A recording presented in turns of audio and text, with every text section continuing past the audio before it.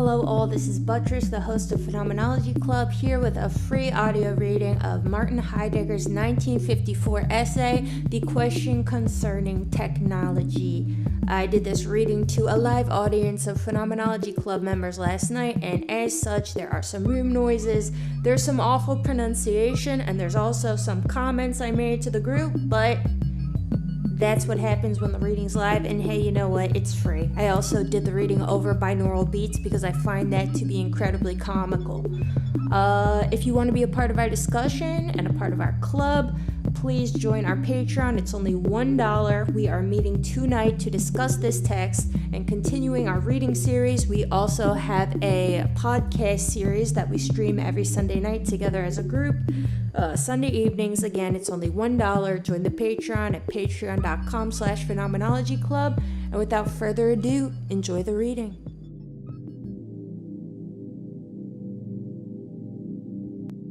The Question Concerning Technology by Martin Heidegger.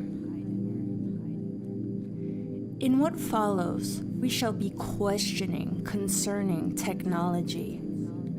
Questioning builds a way. We would be advised, therefore, above all, to pay heed to the way, and not to fix our attention on isolated sentences and topics.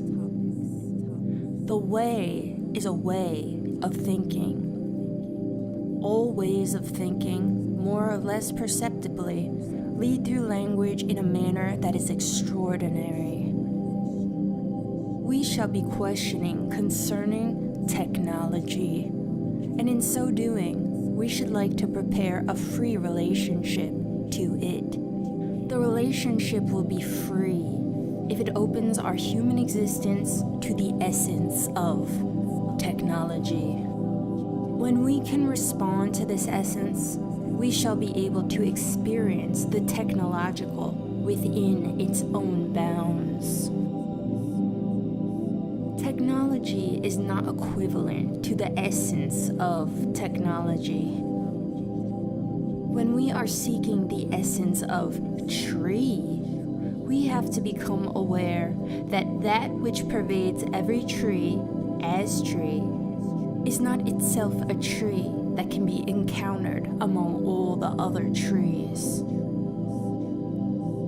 Likewise, the essence of technology is by no means anything technological.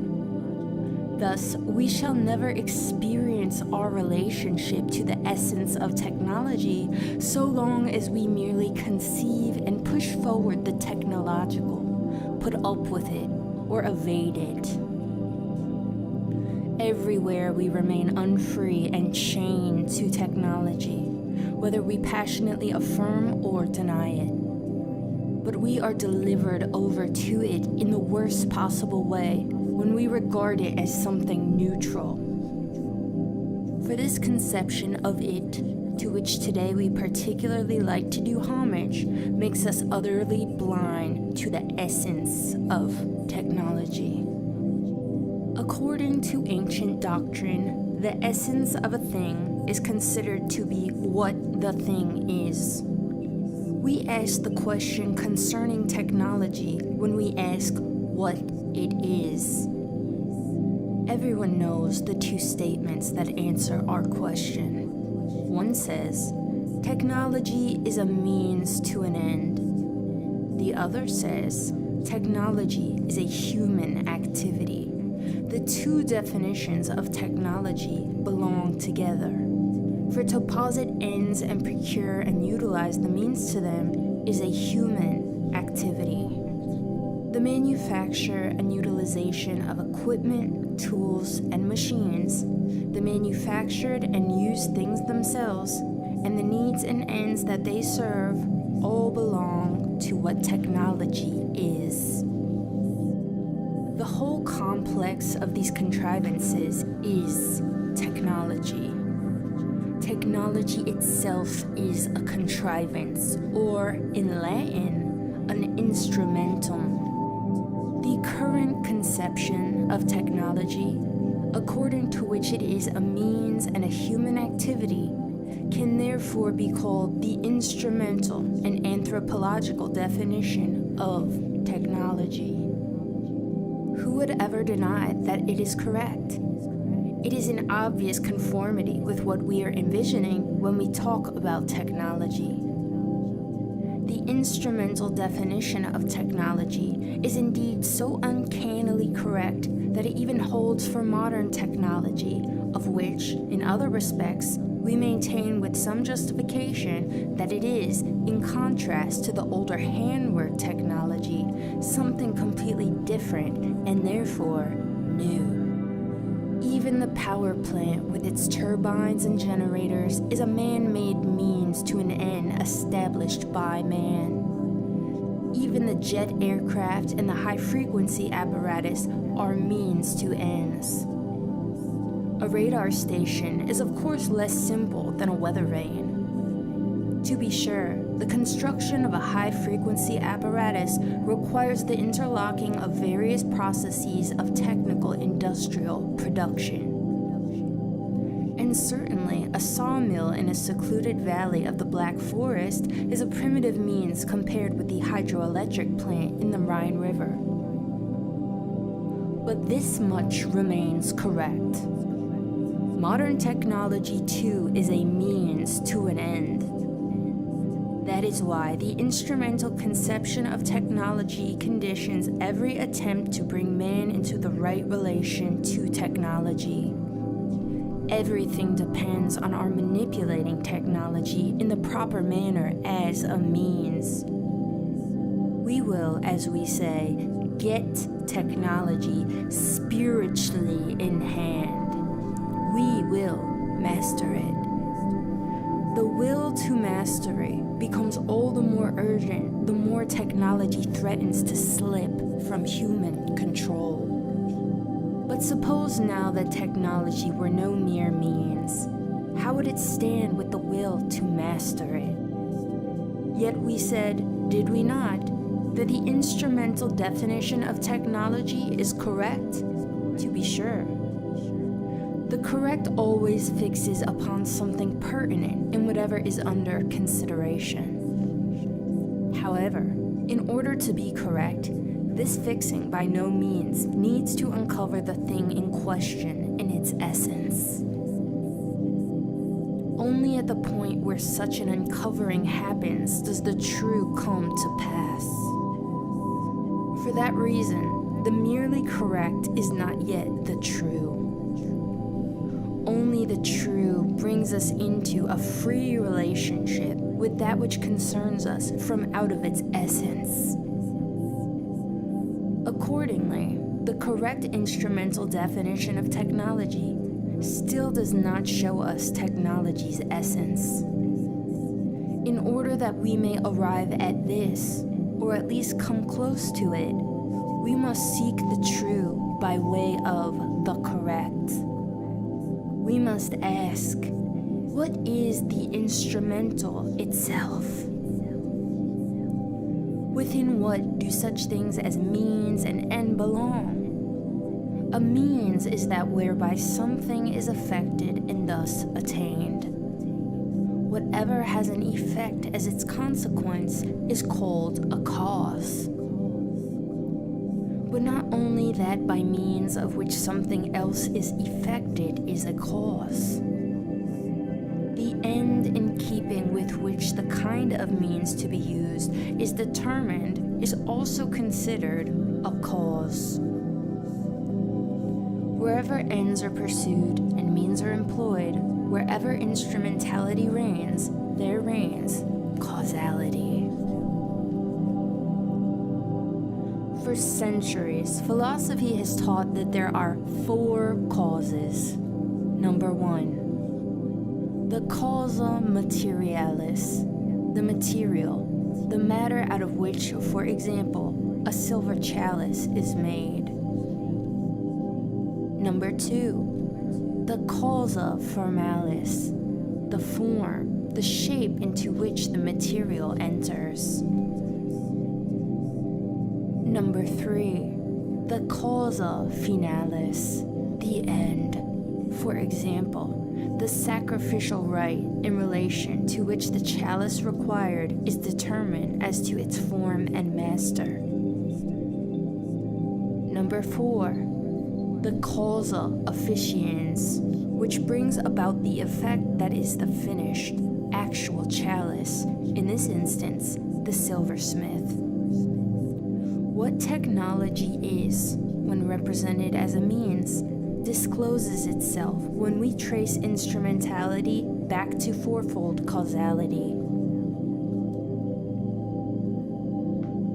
But suppose that causality, for its part, is veiled in darkness with respect to what it is.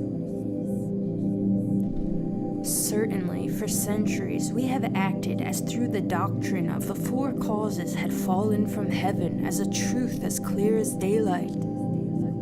But it might be that the time has come to ask, why are there just four causes? In relation to the aforementioned four, what does cause really mean? From whence does it come that the causal character of the four causes is so unifiedly determined that they belong together? So long as we do not allow ourselves to go into these questions, causality, and with it instrumentality, and with the latter the accepted definition of technology, remain obscure and groundless. For a long time, we have been accustomed to representing cause as that which brings something about.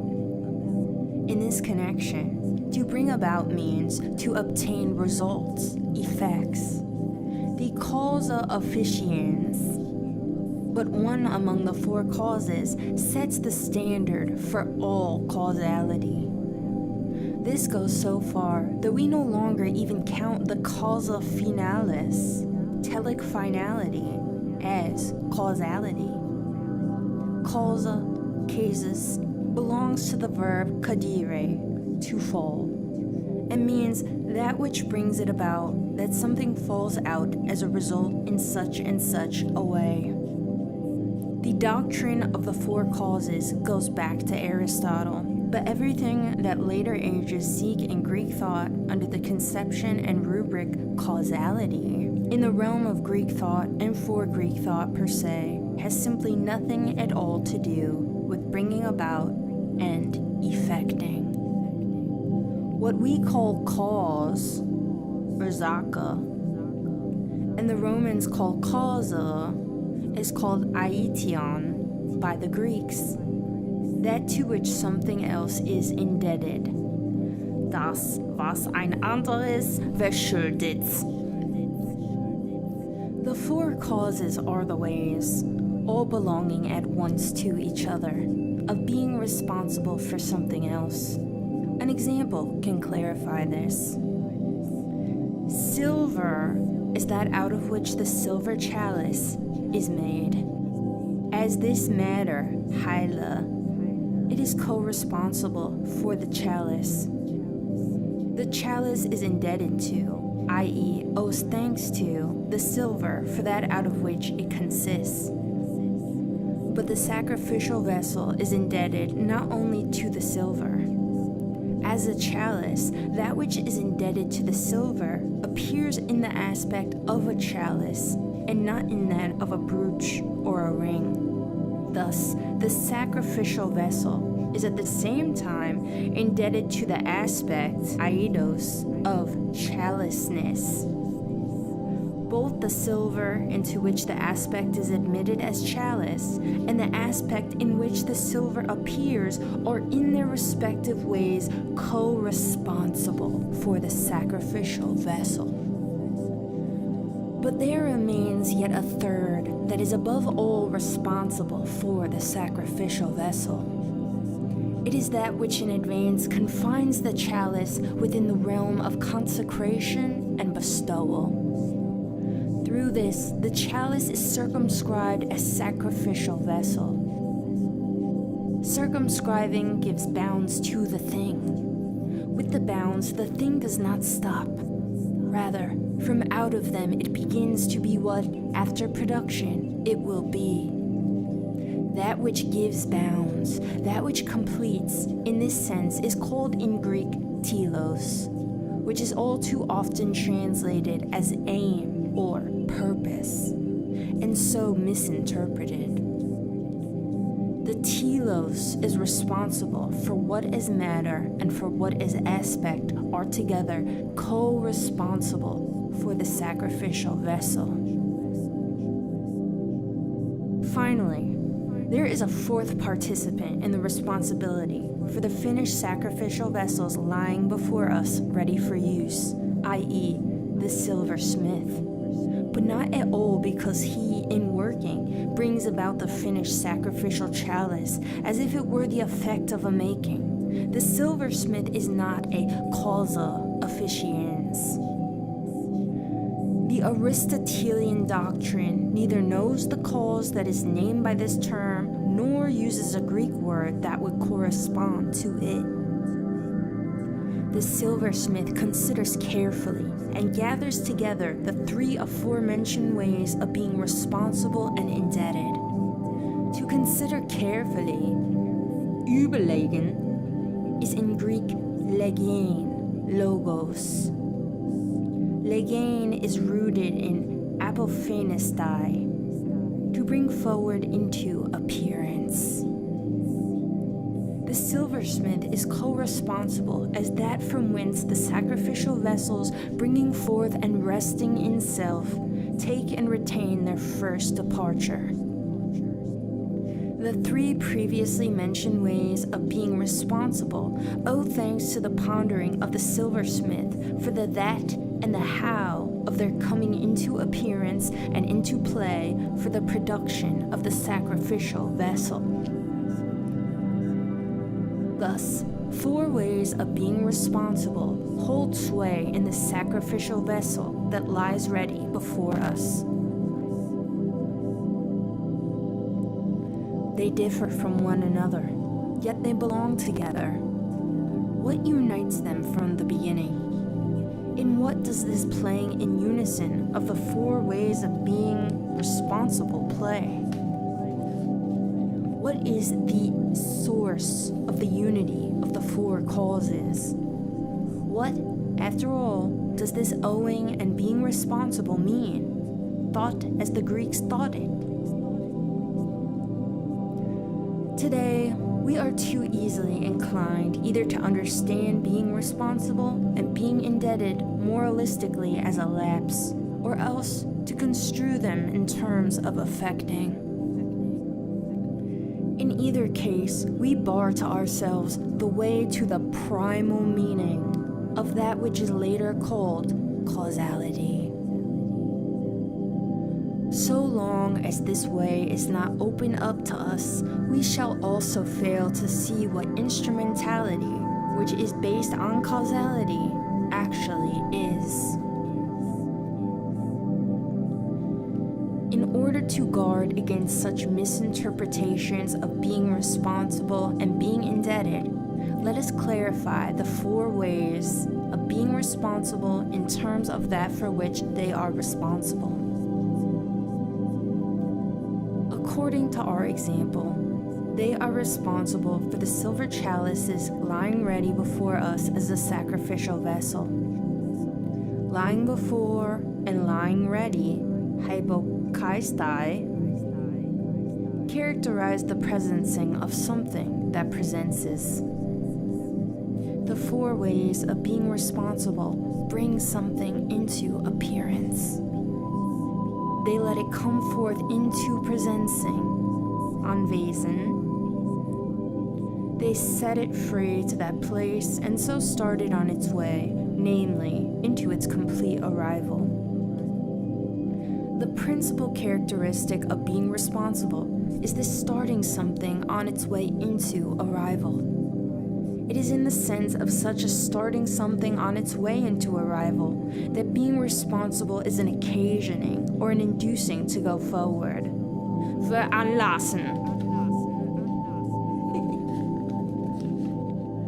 On the basis of a look at what the Greeks experienced in being responsible, in aieshita, we now give this verb to occasion a more inclusive meaning, so that it now is the name for the essence of causality, thought as the Greeks thought it.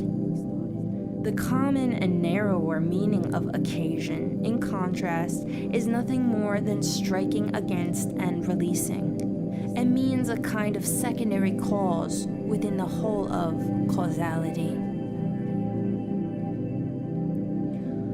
But in what then does the playing in unison of the four ways of occasioning play? They let what is not yet present arrive into presencing. Accordingly, they are unifiedly ruled over by a bringing that brings what presences into appearance. Plato tells us what this bringing is in a sentence from the Symposium. Heidegger toi ekto me anton es tu aniantai. Wait, what the fuck? Aisha pata esti poesis. I don't know Greek, sorry. Every occasion for whatever passes over and goes forward into presencing from that which is not presencing is poesis, is bringing forth. Herbringen. It is of utmost importance that we think bringing forth in its full scope and at the same time in the sense in which the Greeks thought it. Not only handcraft manufacture, not only artistic and poetical bringing into appearance and concrete imagery is a bringing forth, poesis. Physis also, the arising of something from out of itself, is a bringing forth, poesis. Physis is indeed poesis in the highest sense. For what presences by means of physis has the bursting open belonging to bringing forth, i.e., the bursting of a blossom into bloom in itself, and hoitoi. In contrast, what is brought forth by the artisan or the artist, e.g., the silver chalice, has the bursting open belonging to bringing forth, not in itself, but in another, an aloi, in the craftsman or artiste.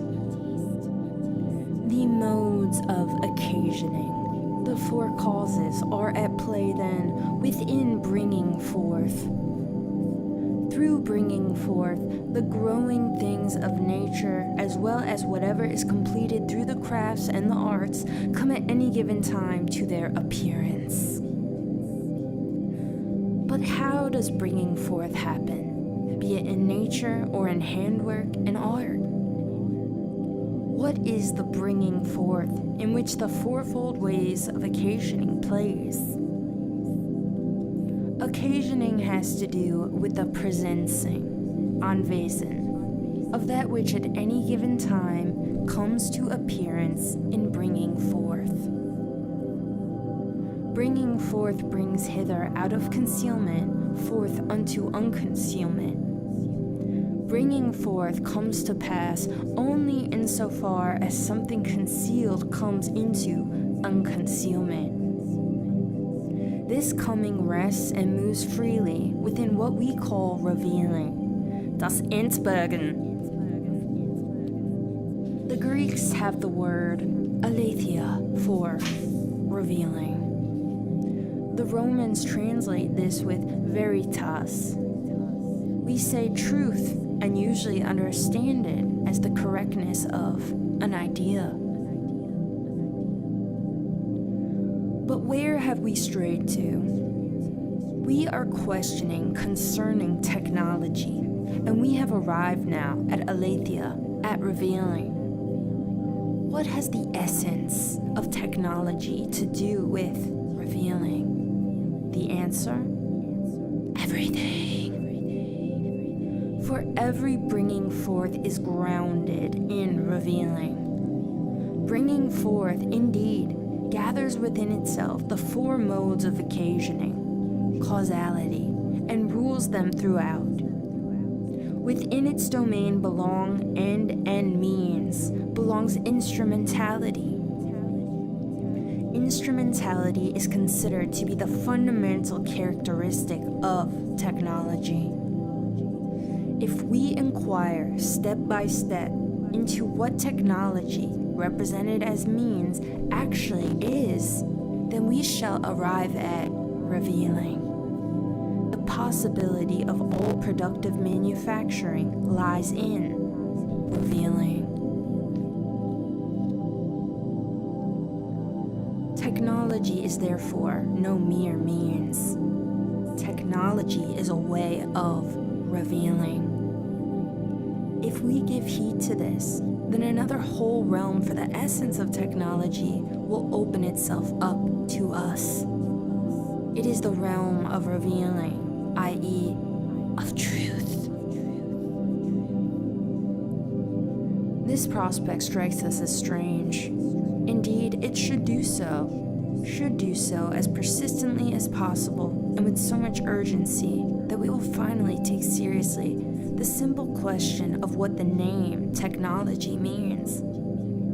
The word stems from the Greek. Technikon means that which belongs to techne. We must observe two things with respect to the meaning of this word. One is that techne is the name not only for the activities and skills of the craftsman, but also for the arts of the mind and the fine arts.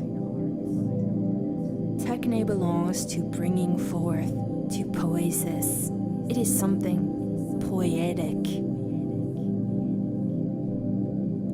The other point that we should observe with regard to techne is even more important.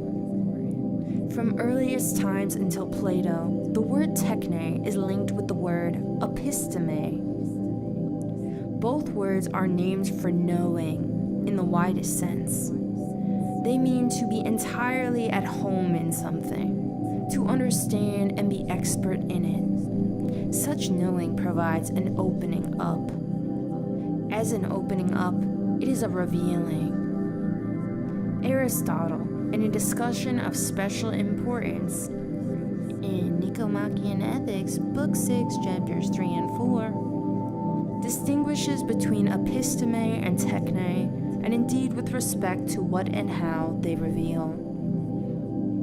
Techne is a mode of allocution. It reveals whatever does not bring itself forth and does not yet lie here before us. Whatever can look and turn out now one way and now another. Whoever builds a house or a ship or forges a sacrificial chalice reveals what is to be brought forth, according to the perspectives of the four modes of occasioning. This revealing gathers together in advance the aspect and the matter of ship or house, with a view to the finished thing envisioned as completed, and from this gathering determines the manner of its construction. Thus, what is decisive in techne does not lie at all in making and manipulating, nor in the using of means, but rather in the aforementioned revealing. It is as revealing, and not as manufacturing, that techne is a bringing forth. Thus, the clue to what the word techne means, and to how the Greeks defined it, leads us into the same context that opened itself to us when we pursued the question of what instrumentality as such in truth might be. Technology is a mode of revealing. Technology comes to presence, rests, in the realm where revealing and unconcealment take place, where aletheia, truth, happens. In opposition to this definition of the essential domain of technology, one can object that it indeed holds for Greek thought, and that at best it might apply to the techniques of the handcraftsman, but that it simply does not fit modern machine-powered technology. And it is precisely the latter, and it alone, that is the disturbing thing, that moves us to ask the question concerning technology per se. It is said that modern technology is something incomparably different from all earlier technologies because it is based on modern physics as an exact science. Meanwhile, we have come to understand more clearly that the reverse holds true as well. Modern physics, as experimental, is dependent upon technical apparatus and upon progress in the building of apparatus. The establishing of this mutual relationship between technology and physics is correct. But it remains a merely historiographical establishing of facts and says nothing about that in which this mutual relationship is grounded. The decisive question still remains: of what essence is modern technology that it happens to think of putting exact science to use? What is modern technology? It too is a revealing. Only when we allow our attention to rest on this fundamental characteristic does that which is new in modern technology show itself to us. And yet, the revealing that holds sway throughout modern technology does not unfold into a bringing forth in the sense of poesis. The revealing that rules in modern technology is a challenging herausfordern, which puts to nature the unreasonable demand that it supply energy that can be extracted and stored as such. But does this not hold true for the old windmill as well? No. Its sails do indeed turn in the wind. They are left entirely to the wind's blowing. But the windmill does not unlock energy from the air currents in order to store it. In contrast, a tract of land is challenged into the putting out of coal and ore. The earth now reveals itself as a coal mining district, the soil as a mineral deposit. The field that the peasant formerly cultivated and set in order, bestellte, appears differently than it did when to set in order still meant to take care of and to maintain. The work of the peasant does not challenge the soil of the field. In the sowing of the grain, it places the seed in the keeping of the forces of growth and watches over its increase. But meanwhile, even the cultivation of the field has come under the grip of another kind of setting in order, which sets upon, stellt, nature. It sets upon it in the sense of challenging it. Agriculture is now the mechanized food industry. Air is now set upon to yield nitrogen, the earth to yield ore to yield uranium. For example, uranium is set upon to yield atomic energy, which can be released either for destruction or for peaceful use. This setting upon that challenges forth the energies of nature is an expediting, fördern, and in two ways. It expedites in that it unlocks and exposes. Yet that expediting is always itself directed from the beginning toward furthering something else, i.e., toward driving on to the maximum yield at the minimum expense. The coal that has been hauled out in some mining district has not been supplied in order that it may simply be present somewhere or other. It is stockpiled, that is, it is on coal, ready to deliver the sun's warmth that is stored in it. The sun's warmth is challenged forth for heat, which in turn is ordered to deliver steam, whose pressure turns the wheels that keep a factory running. The hydroelectric plant is set into the current of the Rhine. It sets the Rhine to supplying its hydraulic pressure, which then sets the turbines turning. This turning sets those machines in motion, whose thrust sets going the electric current for which the long-distance power station and its network of cables are set up to dispatch electricity. In the context of the interlocking processes pertaining to the orderly disposition of electrical energy, even the Rhine itself appears as something at our command.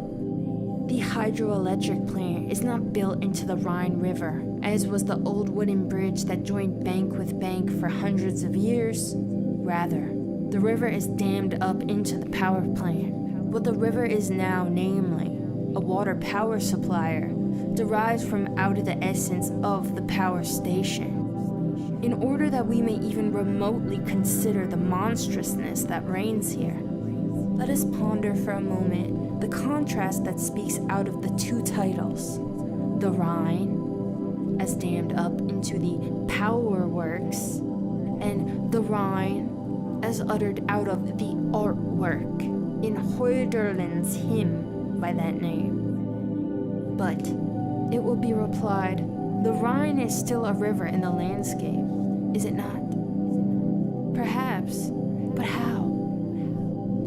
In no other way than as an object on call for inspection by a tour group ordered there by the vacation industry. The revealing that rules throughout modern technology has the character of a setting upon, in the sense of a challenging forth. That challenging happens in that the energy concealed in nature is unlocked. What is unlocked is transformed. What is transformed is stored up. What is stored up is, in turn, distributed. And what is distributed is switched about ever anew.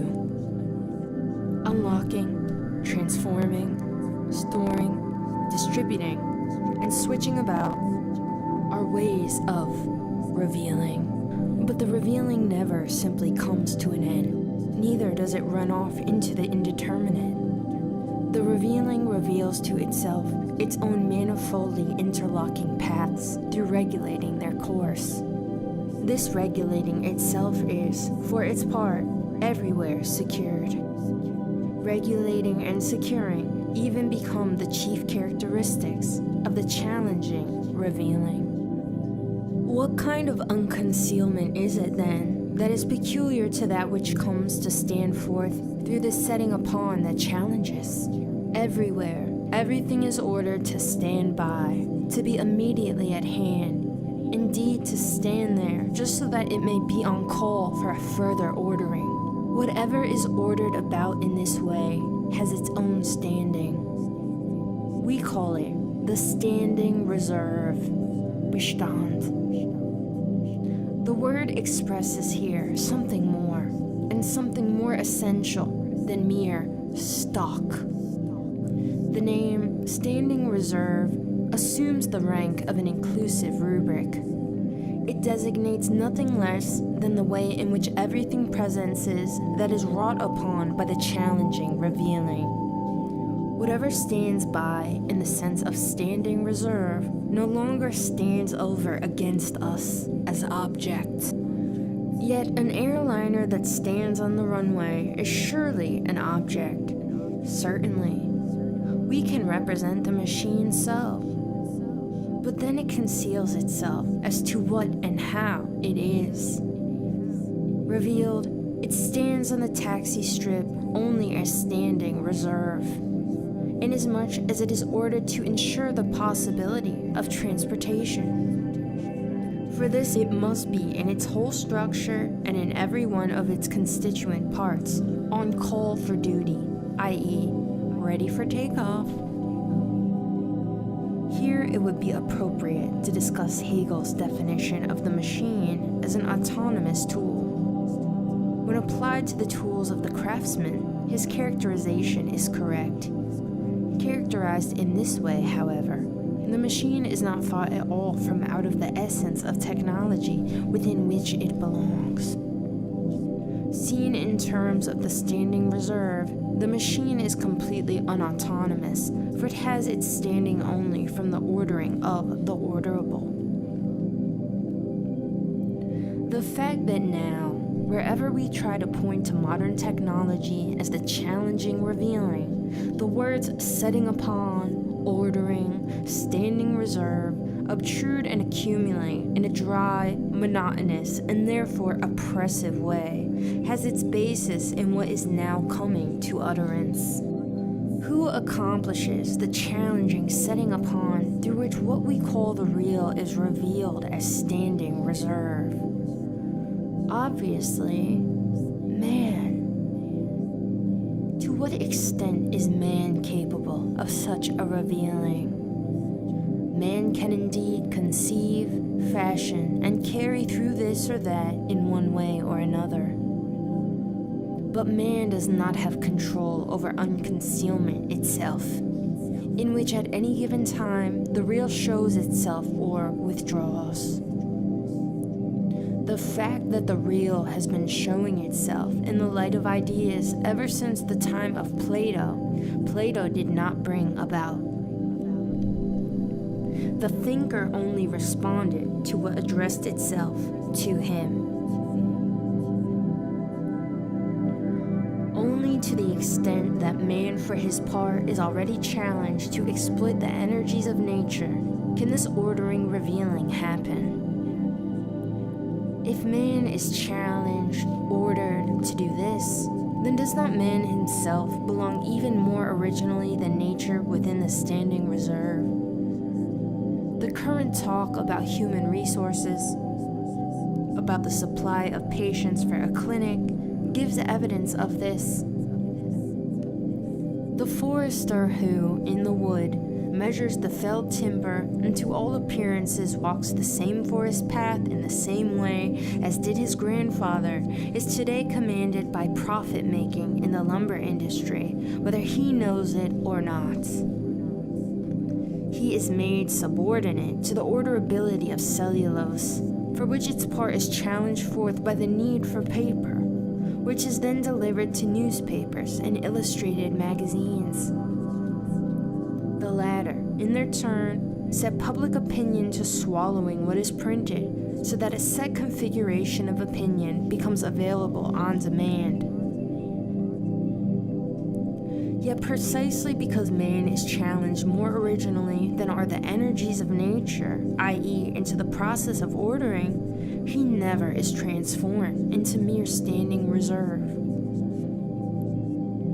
Since man drives technology forward, he takes part in ordering as a way of revealing. But the unconcealment itself, within which ordering unfolds, is never a human handiwork, any more than is the realm through which man is already passing every time he is a subject relates to an object. Where and how does this revealing happen if it is no more handiwork of man? We need not look far. We need only apprehend in an unbiased way.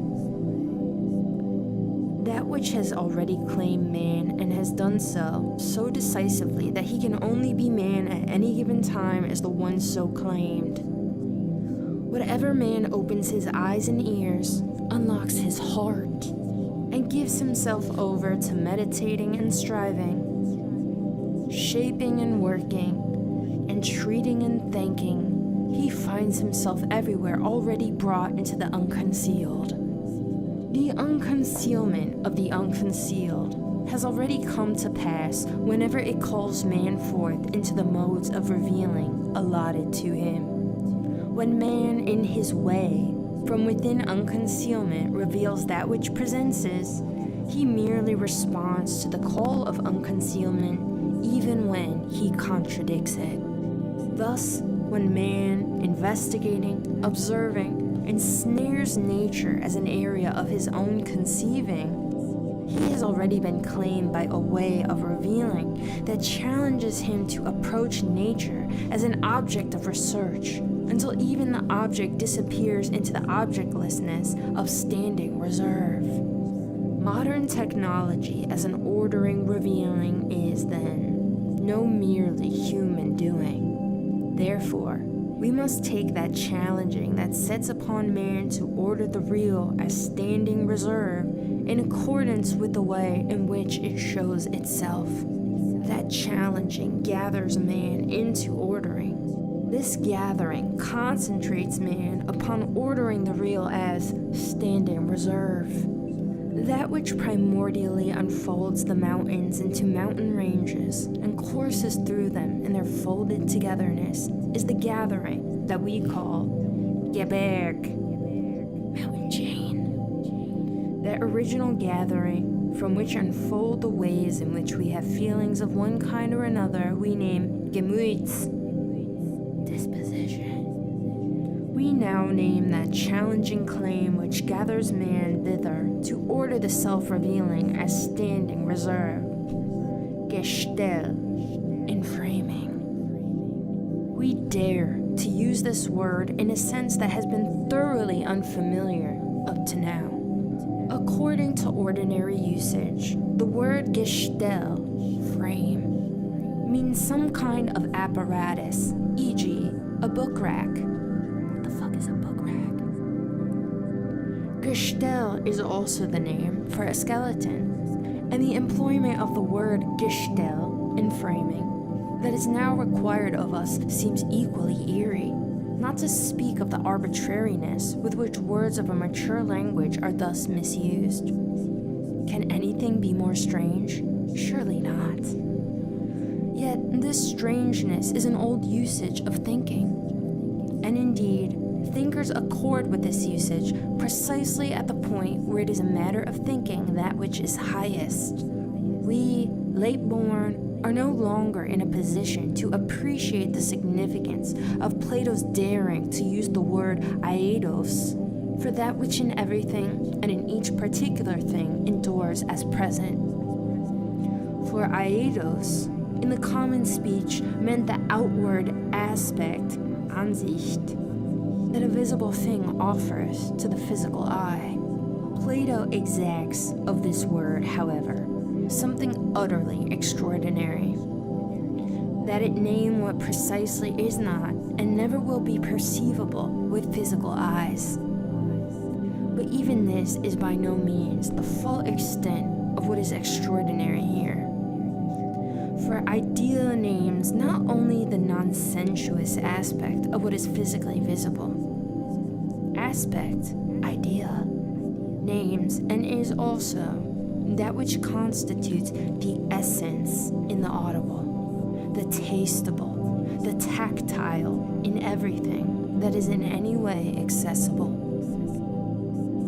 Compared with the demands that Plato makes on language and thought in this and other instances, the use of the word Gestell as the name for the essence of modern technology, which we now venture here, is almost harmless. Even so, the usage now required remains something exacting and is open to misinterpretation.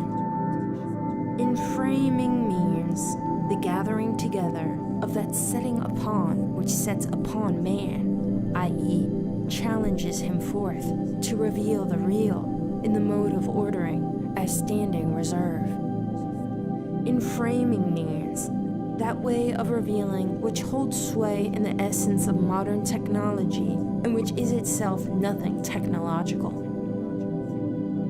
On the other hand, all those things that are so familiar to us and are standard parts of an assembly, such as rods, pistons, and chassis, belongs to the technological. The assembly itself, however, together with the aforementioned stock parts, falls within the sphere of technological activity, and this activity always merely responds to the challenge of inframing, but it never comprises inframing itself or brings it about.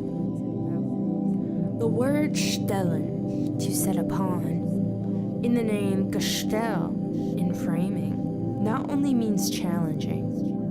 At the same time, it should preserve the suggestion of another stellen from which it stems, namely, that producing and presenting, her und darstellen, which, in the sense of poiesis, lets what presences come forth into unconcealment. This producing that brings forth, e.g., the erecting of a statue in the temple precinct, and the challenging ordering now under consideration are indeed fundamentally different, and yet they remain related in their essence. Both are ways of revealing, of aletheia. In enframing, that unconcealment comes to pass in conformity with which the work of modern technology reveals the real as standing reserve. This work is therefore neither only a human activity nor a mere means within such activity. The merely instrumental, merely anthropological definition of technology is therefore in principle untenable, and it cannot be rounded out by being referred back to some metaphysical or religious explanation that undergirds it. It remains true, nonetheless, that man in the technological age is, in a particularly striking way, challenged forth into revealing. That revealing concerns nature, above all, as the chief storehouse of the standing energy reserve. Accordingly, man's ordering attitude and behavior display themselves first in the rise of modern physics as an exact science. Modern science's way of representing pursues and entraps nature as a calculable coherence of forces. Modern physics is not experimental physics because it applies apparatus to the questioning of nature. Rather, the reverse is true. Because physics, indeed already as pure theory, sets nature up to exhibit itself as a coherence of forces calculable in advance, it therefore orders its experiments precisely for the purpose of asking whether and how nature reports itself when set up in this way. But after all, mathematical physics arose almost 2 centuries before technology. How then could it have already been set upon by modern technology and placed in its service? The facts testify to the contrary. Surely, technology got underway only when it could be supported by exact physical science. Reckoned chronologically, this is correct, though historically, it does not hit upon the truth. The modern physical theory of nature prepares the way first, not simply for technology, but for the essence of modern technology. For already in physics, the challenging gathering together into ordering, revealing holds sway. But in it that gathering does not yet come expressly to appearance. Modern physics is the herald of enframing, a herald whose origin is still unknown. The essence of modern technology has for a long time been concealing itself. Even where power machinery has been invented, where electrical technology is in full swing, and where atomic technology is well underway. All coming to presence, not only modern technology keeps itself everywhere concealed to the last. Nevertheless, it remains, with respect to its holding sway, that which precedes all, the earliest. The Greek thinkers already knew of this when they said, "That which is earlier with regard to the arising that holds sway becomes manifest to us men only later. That which is primally early shows itself only ultimately to men." Therefore, in the realm of thinking, a painstaking effort to think through still more primally what was primally thought is not the absurd wish to revive what is past, but rather the sober readiness to be astounded before the coming of what is early. Chronologically speaking, modern physical science begins in the 17th century. In contrast, machine power technology develops only in the second half of the 18th century.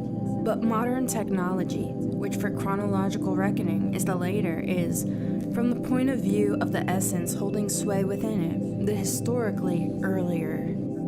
If modern physics must resign itself ever increasingly to the fact that its realm of representation remains inscrutable and incapable of being visualized, this resignation is not dictated by any committee of researchers. It is challenged forth by the rule of enframing, which demands that nature be orderable as standing reserve. Hence physics, in all its retreating from the representation turned only towards objects that has alone been standard till recently, will never be able to renounce this one thing, that nature reports itself in some way or other that is identifiable through calculation, and that it remains orderable as a system of information. This system is determined then out of a causality that has changed once again. Causality now displays neither the character of the occasioning that brings forth, nor the nature of the causa efficiens, let alone that of the causa formalis. It seems as though causality is shrinking into a reporting challenge forth of standing reserves that must be guaranteed either simultaneously or in sequence. To this shrinking would correspond the process of growing resignation that Heisenberg's lecture depicts in so impressive a manner. Because the essence of modern technology lies in framing, modern technology must employ exact physical science. Through its so doing, the deceptive illusion arises that modern technology is applied physical science. This illusion can maintain itself only so long as neither the essential origin of modern science nor indeed the essence of modern technology is adequately found out through questioning. We are questioning concerning technology in order to bring to light a relationship to its essence. The essence of modern technology shows itself in what we call framing. But simply to point to this is still in no way to answer the question concerning technology, if to answer means to respond, in the sense of correspond to the essence of what is being asked about. Where do we find ourselves brought to, if now we think one step further regarding what framing itself actually is? It is nothing technological, nothing on the order of a machine. It is the way in which the real reveals itself as standing reserve. Again we ask, does this revealing happen somewhere beyond all human doing? No. But neither does it happen exclusively in man or decisively through man. Framing is the gathering together that belongs to that setting upon which sets upon man and puts him in position to reveal the real, in the mode of ordering, as standing reserve. As the one who is challenged forth in this way, man stands within the essential realm of framing. He can never take up a relationship to it only subsequently. Thus the question as to how we are to arrive at a relationship to the essence of technology, asked in this way, always comes too late. But never too late comes the question as to whether we actually experience ourselves as the ones whose activities everywhere, public and private, are challenged forth by framing. Above all, never too late comes the question as to whether and how we actually admit ourselves into that wherein framing itself comes to presence. The essence of modern technology starts man upon the way of that revealing through which the real everywhere, more or less distinctly, becomes standing reserve. Oh, damn. To start upon a way means to send in our ordinary language. We shall call that sending that gathers, versammelder schicken, which first starts man upon a way of revealing, destining, Geschick. It is from out of this destining that the essence of all history, Geschichte, is determined. History is neither simply the object of written chronicle, nor simply the fulfillment of human activity. That activity first becomes history as something destined, and it is only the destining into objectifying representation that makes the historical accessible as an object for historiography, i.e. for a science, and on this basis makes possible the current equating of the historical with that which is chronicled. Framing, as a challenging forth into ordering, sends into a way of revealing. Inframing is an ordaining of destiny, as is every way of revealing. Bringing forth, poiesis, is also a destiny in this sense. Always the unconcealment of that which is goes upon a way of revealing. Always the destining of revealing holds complete sway over man. But that destining is never a fate that compels. For man becomes truly free only insofar as he belongs to the realm of destiny, and so becomes one who listens and hears Heidegger, and not one who is simply constrained to obey Heidegger. The essence of freedom is originally not connected with the will or even with the causality of human willing. Freedom governs the open in the sense of the cleared and lighted up, i.e., of the revealed. It is to the happening of revealing, i.e., of truth, that freedom stands in the closest and most intimate kinship. All revealing belongs within a harboring and a concealing. But that which frees, the mystery, is concealed and always concealing itself. All revealing comes out of the open, goes into the open, and brings into the open. The freedom of the open consists neither in unfettered arbitrariness nor in the constraint of mere laws. Freedom is that which conceals in a way that opens to light, in whose clearing there shimmers that veil that covers what comes to presence of all truth and lets the veil appear as what veils. Freedom is the realm of the destiny that at any given time starts a revealing upon its way. The essence of modern technology lies in inframing.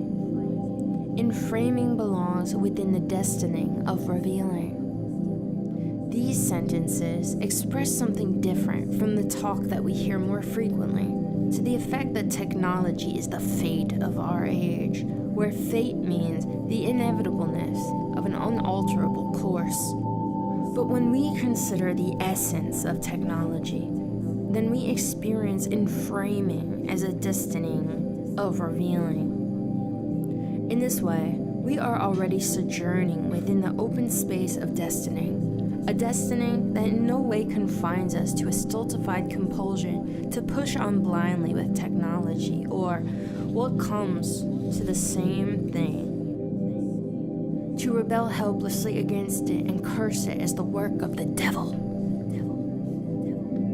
Quite to the contrary, when we once open ourselves expressly to the essence of technology, we find ourselves unexpectedly taken into a freeing claim. The essence of technology lies in inframing. Its holding sway belongs within destiny. Since destiny, at any given time, starts man on a way of revealing, man, thus underway, is continually approaching the brink of the possibility of pursuing and pushing forward nothing but what is revealed in ordering, and of deriving all his standards on this basis. Through this, the other possibility is blocked, that man might be admitted more and sooner and ever more primally to the essence of that which is unconcealed, and to its unconcealment, in order that he might experience as his essence his needed belonging to revealing. Placed between these possibilities, man is endangered from out of destining. The destining of revealing is as such, in every one of its modes, and therefore necessarily danger. In whatever way the destining of revealing may hold sway, the unconcealment in which everything that is shows itself at any given time harbors the danger that man may quail at the unconcealed and may misinterpret it. Thus, where everything that presents exhibits itself in the light of a cause-effect coherence, even God can, for representational thinking, lose all that is exalted and holy, the mysteriousness of his distance. In the light of causality, God can sink to the level of a cause, of causa officians. He then becomes, even in theology, the God of the philosophers, namely, of those who define the unconcealed and the concealed in terms of the causality of making, without ever considering the essential origin of this causality. In a similar way, the unconcealment in accordance with which nature presents itself as a calculable complex of the effects of forces can indeed permit correct determinations. But precisely through these successes, the danger can remain that in the midst of all that is correct, the true will withdraw. The destining of revealing is in itself not just any danger, but danger as such. Yet when destining reigns in the mode of inframing, it is the supreme danger. This danger attests itself to us in two ways. As soon as what is unconcealed no longer concerns man, even as object, but does so rather exclusively as standing reserve, and man in the midst of objectlessness is nothing but the orderer of the standing reserve, then he comes to the very brink of a precipitous fall. That is, he comes to the point where he himself will have to be taken as standing reserve. Meanwhile, man, precisely as the one so threatened, exalts himself to the posture of Lord of the earth. In this way, the impression comes to prevail that everything man encounters exists only insofar as it is his construct. This illusion gives rise in turn to one final delusion. It seems as though man everywhere and always encounters only himself. Heisenberg has, with complete correctness, pointed out that the real must present itself to contemporary man in this way. In truth, however, precisely nowhere does man today any longer encounter himself, i.e., his essence. Man stands so decisively in attendance on the challenging forth of inframing that he does not apprehend inframing as a claim, that he fails to see himself as the one spoken to, and hence also fails in every way to hear in what respect he exists from out of his essence in the realm of an exhortation or address, and thus can never encounter only himself. But inframing does not simply endanger man in his relationship to himself and to everything that is. As a destining, it banishes man into that kind of revealing which is an ordering. Where this ordering holds sway, it drives out every other possibility of revealing. Above all, inframing conceals that revealing which, in the sense of poiesis, lets what presents us come forth into appearance. As compared with that other revealing, the setting upon that challenges forth thrusts man into a relation to that which is, that is at once antithetical and rigorously ordered. Where inframing holds sway, regulating and securing of the standing reserve mark all revealing. They no longer even let their own fundamental characteristic appear, namely, this revealing as such. Thus, the challenging inframing not only conceals a former way of revealing, bringing forth, but it conceals revealing itself, and with it that wherein unconcealment, i.e., truth, comes to pass. Inframing blocks the shining forth and holding sway of truth. The destining that sends into ordering is consequently the extreme danger. What is dangerous is not technology. There is no demonry of technology, but rather there is the mystery of its essence. The essence of technology, as a destining of revealing, is the danger. The transformed meaning of the word inframing will perhaps become somewhat more familiar to us now if we think inframing in the sense of destining and danger. The threat to man does not come in the first instance from the potentially lethal machines and apparatus of technology. the actual threat, has already affected man in his essence. The rule of enframing threatens man with the possibility that it could be denied to him to enter into a more original revealing and hence to experience the call of a more primal truth. Thus, where enframing reigns, there is danger in the highest sense. But where danger is, grows the saving. Let us think carefully about these words of Heidegger. What does it mean to save? Usually, we think that it means only to seize hold of a thing threatened by ruin in order to secure it in its former continuance. But the verb to save says more. To save is to fetch something home into its essence in order to bring the essence for the first time into its genuine appearing. If the essence of technology, enframing, is the extreme danger, and if there is truth in Heidegger's words, then the rule of enframing cannot exhaust itself solely in blocking all lighting up of every revealing, all appearing of truth. Rather, precisely the essence of technology must harbor in itself the growth of the saving power. But in that case, might not an adequate look into what enframing is as a destining of revealing bring into appearance the saving power in its arising? In what respect does the saving power grow there also where the danger is? Where something grows, there it takes root, from thence it thrives. Both happen concealedly and quietly and in their own time. But according to the words of the poet, we have no right whatsoever to expect that where the danger is, we should be able to lay hold of the saving power immediately and without preparation. Therefore, we must consider now, in advance, in what respect the saving power does most profoundly take root, and thence thrive, even in that wherein the extreme danger lies, in the holding sway of enframing.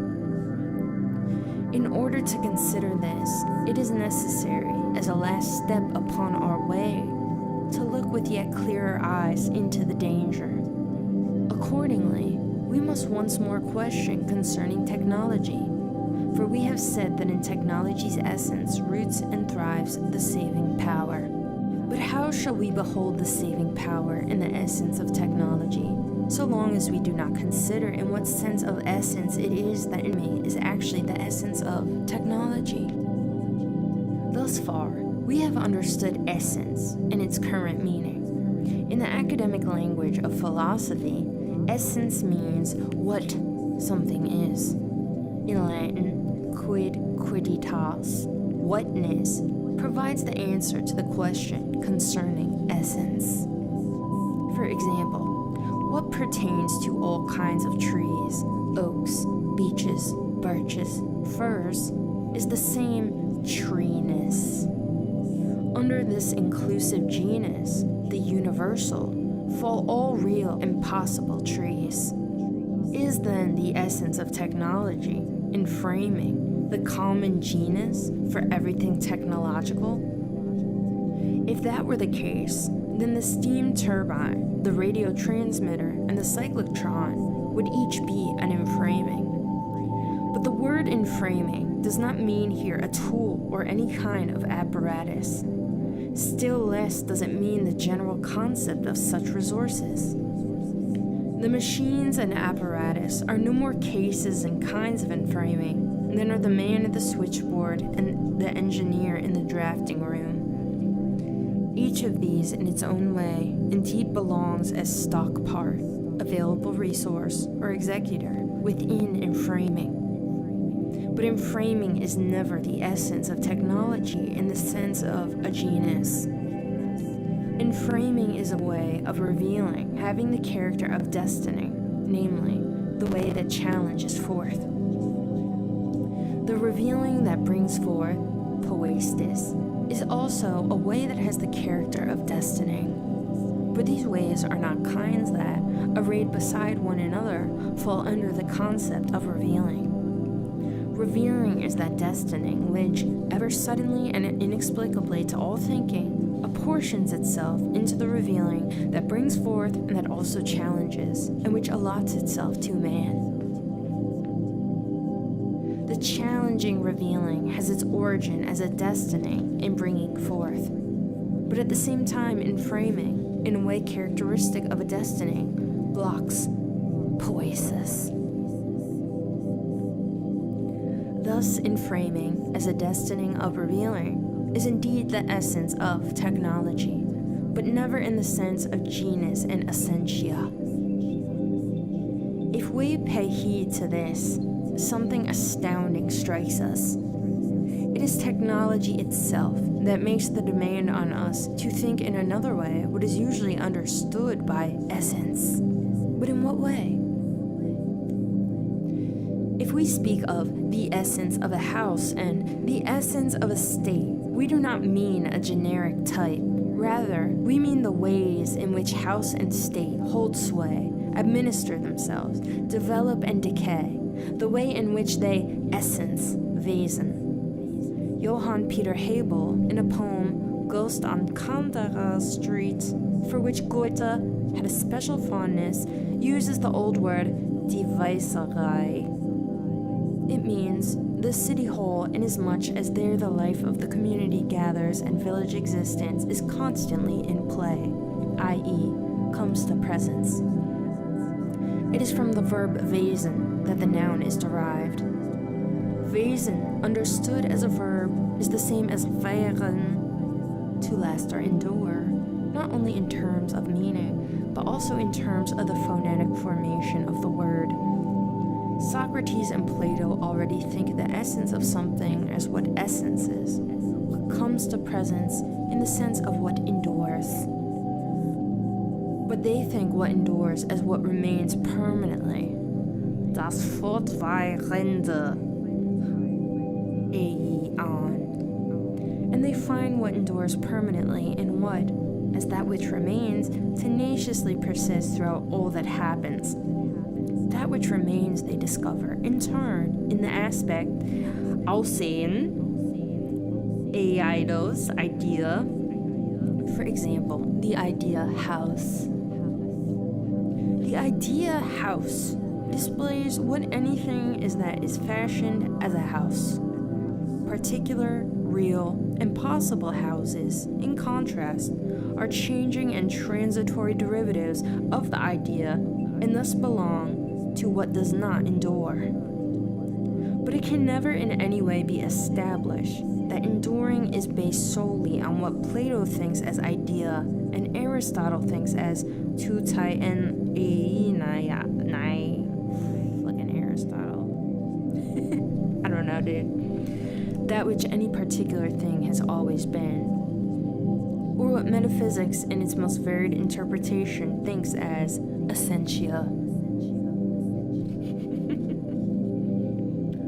All essencing endures, but is enduring only permanent enduring?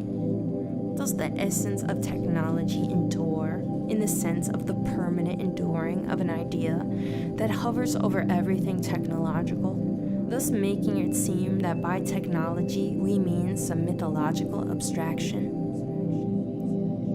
The way in which technology essences lets itself be seen only from out of that permanent enduring in which enframing comes to pass as a destiny of revealing.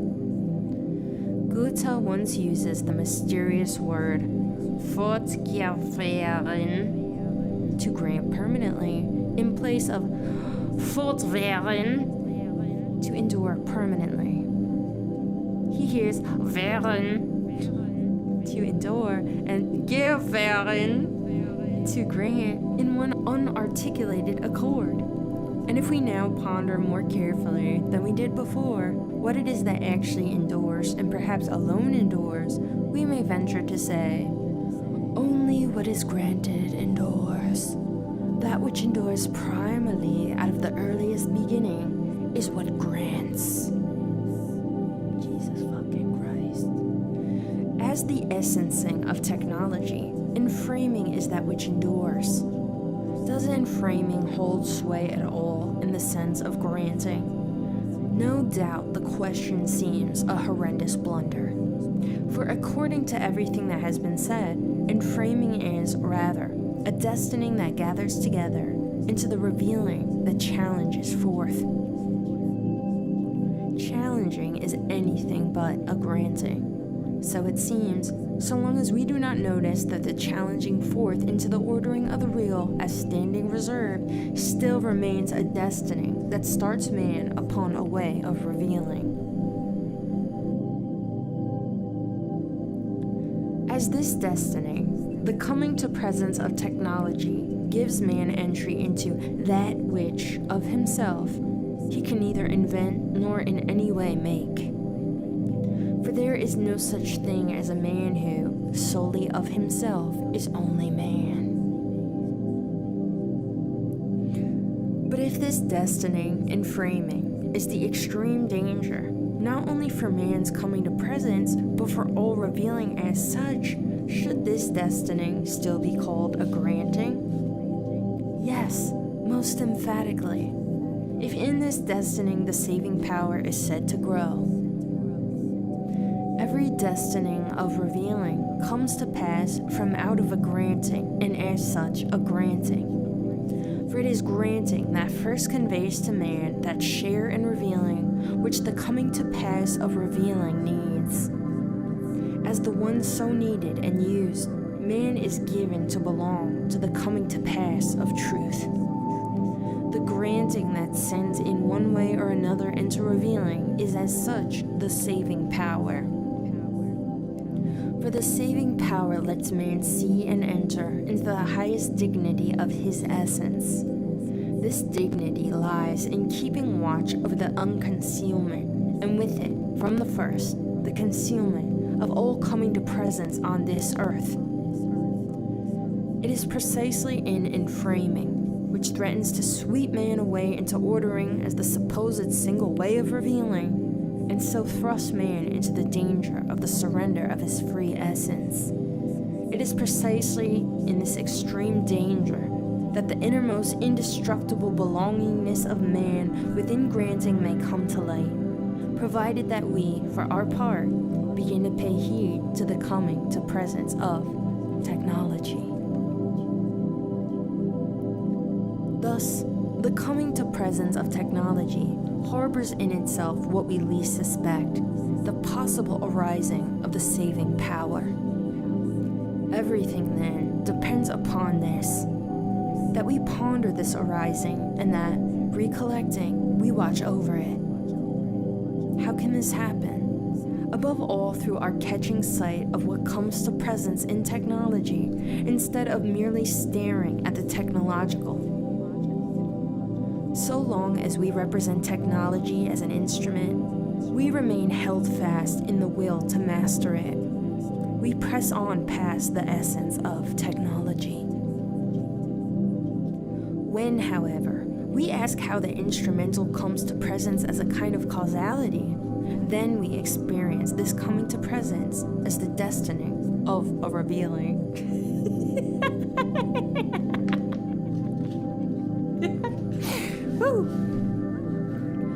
When we consider, finally, that the coming to presence of the essence of technology comes to pass in the granting,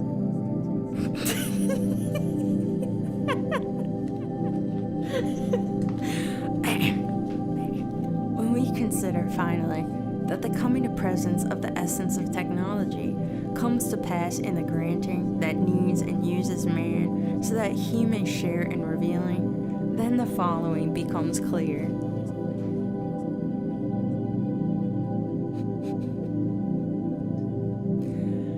The essence of technology is in a lofty sense ambiguous. You don't say. Okay, let me start that over. I'm done laughing. It's not funny. It's not funny at all. The essence of technology is in a lofty sense ambiguous. Such ambiguity points to the mystery of all revealing, i.e., of truth. On the one hand, and framing challenges forth into the frenziedness of ordering that blocks every view into the coming to pass of revealing, and so radically endangers the relation to the essence of truth. On the other hand, and framing comes to pass for its part in the granting that lets man endure, as yet unexperienced, perhaps more experienced in the future, that he may be the one who is needed and used for the safekeeping of the coming to presence of truth. Thus does the arising of the saving power appear. The irresistibility of ordering and the restraint of the saving power draw past each other like the paths of two stars in the course of the heavens. But precisely this, their passing by, is the hidden side of their nearness. When we look into the ambiguous essence of technology, we behold the constellation, the stellar course of the mystery. The question concerning technology is the question concerning the constellation in which revealing and concealing, in which the coming to presence of truth comes to pass. But what help is it to us to look into the constellation of truth? We look into the danger and see the growth of the saving power. Through this we are not yet saved, but we are thereupon summoned to hope in the growing light of the saving power. How can this happen? Here and now and in little things, that we may foster the saving power in its increase. This includes holding always before our eyes the extreme danger. The coming to presence of technology threatens revealing, threatens it with the possibility that all revealing will be consumed in ordering, and that everything will present itself only in the unconcealedness of standing reserve. Human activity can never directly counter this danger. Human achievement alone can never banish it. But human reflection can ponder the fact that all saving power must be of a higher essence than what is endangered, though at the same time kindred to it. But might there not perhaps be a more primally granted revealing that could bring the saving power into its first shining forth in the midst of the danger? A revealing that in the technological age rather conceals than shows itself? There was a time when it was not technology alone that bore the name Techne. Once that revealing that brings forth truth into the splendor of radiant appearing also was called Techne. Once there was a time when the bringing forth of the true into the beautiful was called Techne. And the poesis of the fine arts also was called Techne. In Greece, at the outset of the destining of the West, the arts soared to the supreme height of the revealing granted them. They brought the presence, Gegenwart, of the gods, brought the dialogue of divine and human destinings to radiance, and art was simply called Techne. It was a simple, manifold revealing. It was pious, promos, i.e., yielding to the holding sway and the safekeeping of truth. The arts were not derived from the artistic. Artworks were not enjoyed aesthetically. Art was not a sector of cultural activity. What then was art? Perhaps only for that brief but magnificent time. Why did art bear the modest name Techne? Because it was a revealing that brought forth and hither, and therefore belonged within poesis.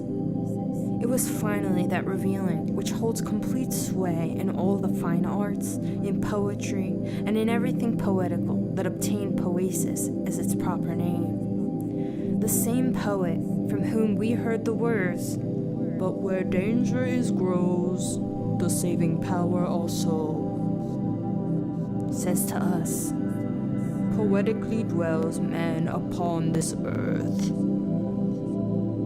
The poetical brings the true, into the splendor of what Plato in the Phaedrus calls to ekphainostaton, that which shines forth most purely.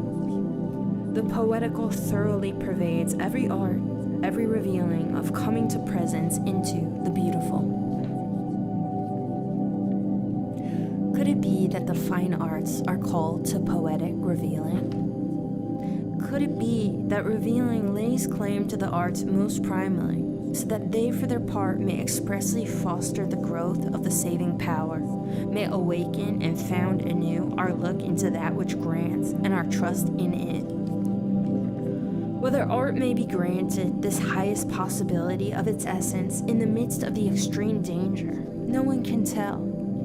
Yet we can be astounded. Before what? Before this other possibility, that the frenziedness of technology may entrench itself everywhere to such an extent that someday, throughout everything technological, the essence of technology may come to presence in the coming to pass of truth.